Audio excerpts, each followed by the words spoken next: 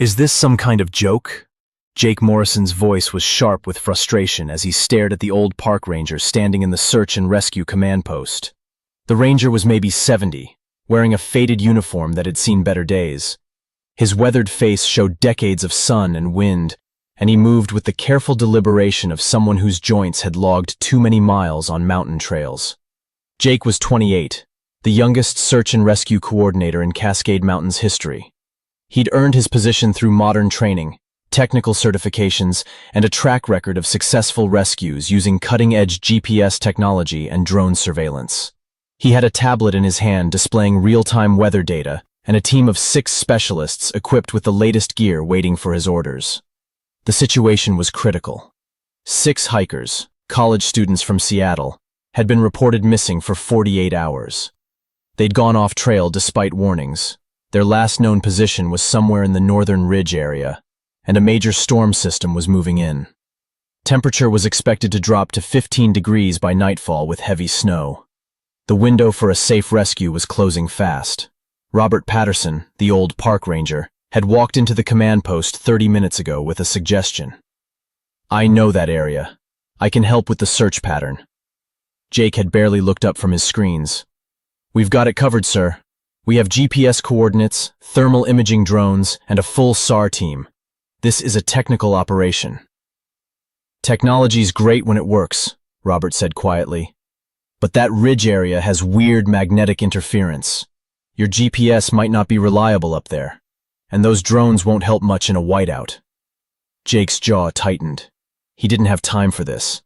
"Mr. Patterson, I appreciate your concern, but we use state-of-the-art equipment. We know what we're doing." "I'm sure you do. I'm just saying that area is tricky. The terrain funnels people in unexpected directions. If they're lost, they probably went east toward Echo Valley instead of west toward the main trail. That's where I'd look first. Our data shows they're more likely northwest based on their last GPS ping," Jake said, his tone making it clear the conversation was over. "Thank you for your input, but we'll handle it from here." Robert nodded slowly and left without another word. Jake turned back to his team, dismissing the old ranger from his mind. He had real work to do. The search began at first light. Jake's team, equipped with GPS units, satellite phones, thermal imaging, and emergency medical supplies, moved into the northern ridge area. The weather was already deteriorating, clouds rolling in fast, visibility dropping. They searched for 6 hours, following their GPS coordinates, calling out, scanning with thermals. Nothing. By noon, the storm hit hard. Snow came in sideways, wind howling through the trees. Visibility dropped to less than 50 feet. The drones were grounded. GPS signals became erratic, jumping around on their screens. Jake's confidence began to crack. "Command, this is Team 1, he radioed back to base. "Weather's too severe. We need to pull back before we become casualties ourselves. Requesting permission to abort until conditions improve." The response was grim. "Team 1, temperature dropping fast. Those kids won't survive the night. This is your window." Jake looked at his team. Cold, exhausted, equipment failing in the extreme conditions. They were lost themselves, relying on GPS that was now showing 3 different positions simultaneously.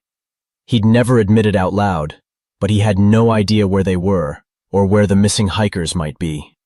Back at the ranger station, Robert Patterson sat in his small office, listening to the radio chatter. He'd worked these mountains for 20 years, and before that, he'd spent 25 years teaching survival to people whose lives depended on it. He knew what was happening out there. He'd seen it before. Robert stood up, pulled on his old parka, not the fancy synthetic kind the young rescuers wore, but wool and canvas that had kept him alive in conditions far worse than this, and grabbed his pack. It wasn't filled with GPS units or tablets. It had a compass, a topographic map covered in plastic, paracord, a tarp, first aid supplies, and fire-starting materials. Old school. Reliable. He walked to the command post where the incident commander, Sarah Chen, was coordinating the increasingly desperate rescue effort. She looked up as he entered, stress evident on her face. "Robert, If you're here to say, "I told you so," I'm here to go get them, Robert said simply. Jake's team is good, but they're in trouble themselves. Those kids are running out of time, and I know where they are. Sarah hesitated. Robert Patterson was technically a park ranger, but he was also 73 years old. Sending him out into a blizzard violated every protocol she had. Robert, I can't authorize that. The conditions are... I've been in worse. Alaska, 1982. Rescued a downed pilot in -40 with zero visibility. These mountains are my backyard, Sarah. Those kids went east like I said they would. I can find them. You don't have GPS. You don't have thermal imaging. How will you... Robert tapped his head. I've got a map up here that's more detailed than anything on your screens. And I've got training that predates all your fancy gadgets. He paused. I'm going whether you authorize it or not. Just thought you should know. Sarah made a decision that would either save her career or end it. Fine, but you take a radio. And Robert, bring them all back. That's the plan, Robert said, and walked out into the storm. The wind hit him like a wall, but he'd felt worse. He oriented himself using landmarks he'd memorized over 2 decades, a distinctive rock formation barely visible through the snow, the angle of the slope, the way the wind funneled through the trees. GPS told you where you were on a screen. Experience told you where you were in the world. He moved deliberately, conserving energy, reading the terrain. Modern rescuers ran search patterns generated by computers. Robert read the story the mountain was telling. A broken branch here, disturbed snow there, the natural path water would take during runoff. These were the signs that showed where panicked, lost hikers would go. 3 hours into his trek, he found the first real sign. A protein bar wrapper caught on a bush. The kids had passed through here, and recently. He adjusted his course, moving with purpose now. As darkness fell, the temperature plummeted. Robert knew the signs of hypothermia, had seen them hundreds of times in training exercises. He knew exactly how long the human body could survive in these conditions, and those kids were reaching their limit. He found them just after nightfall, huddled in a shallow depression that provided almost no shelter. 6 college students, soaking wet, shivering violently, eyes vacant with the early stages of severe hypothermia. They'd made every mistake in the book. Cotton clothing, no real shelter, no fire. Using their phone batteries trying to get signal instead of conserving power for the flashlight. Robert didn't waste time with explanations. I'm Robert, park ranger. We're getting you warm, then we're getting you out. Do exactly what I say, exactly when I say it. Understand? They barely nodded, too cold to speak properly. Robert moved with practiced efficiency. He'd done this drill thousands of times, trained pilots who'd ejected over Arctic tundra, taught survival to airmen who might end up behind enemy lines. This was his element. He set up his tarp as a windbreak, got a fire started using methods that didn't require dry wood, knowledge that predated lighters and waterproof matches. He organized the students into groups, got them into dry layers using the emergency clothes from his pack, rotated them near the fire to gradually raise their core temperature. You came alone? One of the students finally managed to ask through chattering teeth. Didn't need a team, Robert said, checking another student's extremities for frostbite. Just needed to know where to look. By midnight, the students were stable enough to move. Robert radioed back to command. This is Patterson. I've got all 6. They're hypothermic but stable. We're sheltering until first light, then moving out. Sarah Chen's voice crackled back, relief evident even through the static. Robert, Jake's team is lost. Their GPS failed completely. They're requesting extraction. Robert closed his eyes briefly. Of course they were. What's their last known position? She gave him coordinates that meant nothing without a working GPS. Can you describe landmarks? He asked. After a few back-and-forth exchanges, Robert had a mental picture. I know where they are. Tell them to stay put, conserve warmth. I'll get these kids to safety, then I'll bring Jake's team home. One of the students, a young woman named Emma, stared at him. You're going back out? After this? Those men went out there looking for you, Robert said simply. Can't leave them. At first light, Robert led the 6 students down the mountain, using a route that appeared on no official trail map. It was longer, but safer, following the natural contours of the land. He moved at a pace they could handle, stopping when needed, but always moving forward with quiet confidence. They reached the ranger station by mid-morning. Paramedics were waiting, and as the students were loaded into ambulances, Jake Morrison was there, looking exhausted and embarrassed. His team had finally made it out on their own, following a creek down just as their last radio battery died. "Mr. Patterson," Jake began, his usual confidence replaced by humility. "I owe you an apology. When you tried to tell me about the terrain, I dismissed you. I was wrong." Robert shrugged. "You're not the first young rescuer to trust technology over experience. Probably won't be the last. How did you find them? Without GPS, without thermal imaging, in a whiteout?" "I read the mountain," Robert said.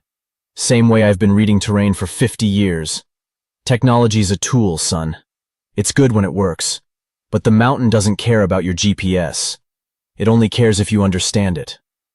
Sarah Chen approached, holding a tablet. "Robert, I've been looking at your file. Why didn't you tell us you were Air Force SERE? 25 years teaching survival to combat pilots?" Robert's expression didn't change. "Didn't seem relevant. I'm just a park ranger now." "Not just any SERE instructor," Sarah continued, reading from the screen. "You were at Fairchild Air Force Base, ran the Alaska training program. You taught survival in conditions most people can't even imagine. Minus 40 degrees, Arctic conditions, evading enemy forces. You trained hundreds of pilots." Jake was staring at Robert with new understanding. SERE. Survival, evasion, resistance, escape. That's the most intense survival training in the military. They call it the course that breaks people. "It's designed to prepare pilots for the worst," Robert said. "If you eject over enemy territory in winter, nobody's coming for you immediately. You need to survive on your own, sometimes for days or weeks. That's what I taught for 25 years. Emma, the student who'd been listening from the ambulance, called out, "Mr. Patterson, why are you working as a park ranger? With your background, you could be—" "Right where I want to be," Robert finished. "I spent a quarter-century teaching people how to survive in impossible situations. Now I get to help people avoid those situations in the first place. Both save lives. This one's just quieter." Jake shook his head slowly. "We had a legend standing right here, trying to help us, and I dismissed you because you didn't have the latest equipment." "Equipment breaks," Robert said. "Knowledge doesn't. That's the first lesson of survival. Remember that next time." 3 weeks later, Robert was conducting his usual morning patrol when he found Jake Morrison waiting at the ranger station. The young SAR coordinator was holding 2 cups of coffee and looked like he had something on his mind. "Figured I owed you at least a coffee," Jake said, handing one to Robert. "Appreciated." Robert took the cup and gestured to a bench outside the station. They sat, looking out at the mountains that had nearly claimed 7 lives. "I've been thinking about what happened up there," Jake began. "About how all our technology failed when we needed it most. How you found those kids using nothing but a compass and a map." "And experience," Robert added. "Can't download that." "That's what I wanted to talk to you about. Our SAR team. We're good with the equipment, but we don't have the foundation. We don't know how to operate when the technology fails. Would you be willing to train us?" Robert considered this. "I'm 73, Jake. Not sure I'm up for running a full training program." "Not a full program. Just share what you know. Once a month, take us out. Teach us to read terrain, to navigate without GPS, to think like the mountain thinks. The old skills that kept you alive for 25 years in SERE." Robert looked at the young man, seeing something he respected, the ability to admit what you don't know. "All right, but we do it my way. No tablets, no GPS. Just you, the mountain, and your brain. That work for you?" Jake smiled. "That works for me." Over the following months, Robert became an unofficial instructor for the SAR team. He took them out in small groups, taught them to read weather patterns and cloud formations, to find water by watching animal behavior, to navigate by the sun and stars when technology failed. He taught them that survival wasn't about having the best gear. It was about understanding your environment and respecting it. One Saturday, as Robert was leading a training session on cold weather shelter building, a group of college students approached. It was Emma and 2 others from the group he'd rescued. "Mr. Patterson, we wanted to thank you properly, and to ask if you'd be willing to talk to our outdoor club about wilderness safety." Robert looked at the young faces, remembering how close they'd come to not making it. "I'll do better than that.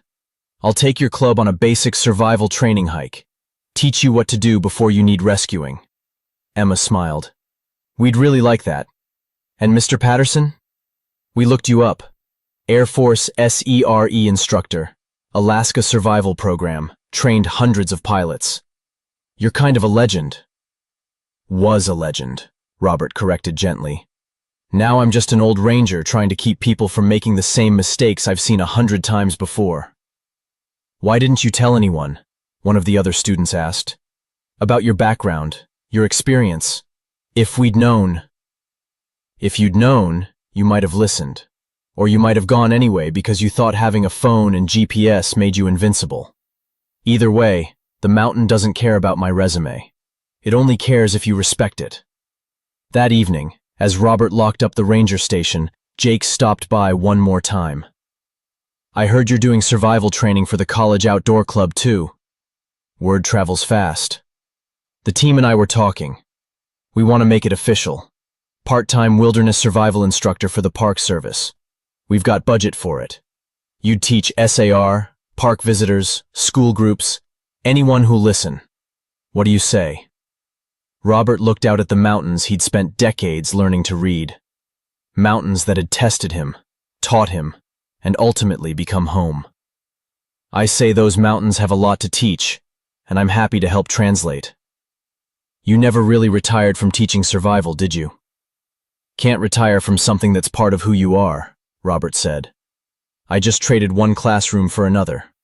Both save lives, just in different ways." As the sun set behind the peaks, Robert thought about the path that had led him here. From Air Force survival instructor to park ranger. From teaching pilots how to survive enemy territory to teaching hikers how to respect the wilderness. Different missions, same core principle. Prepare people for when everything goes wrong. Because on the mountain or in combat, being prepared is the difference between coming home and becoming a statistic. Jake extended his hand. "Welcome back to teaching, Ice." Robert shook it firmly. "Never really left, son. Never really left." If this story moved you, like, share, and subscribe for more stories of quiet masters who prove that the most valuable knowledge can't be downloaded, only earned through experience.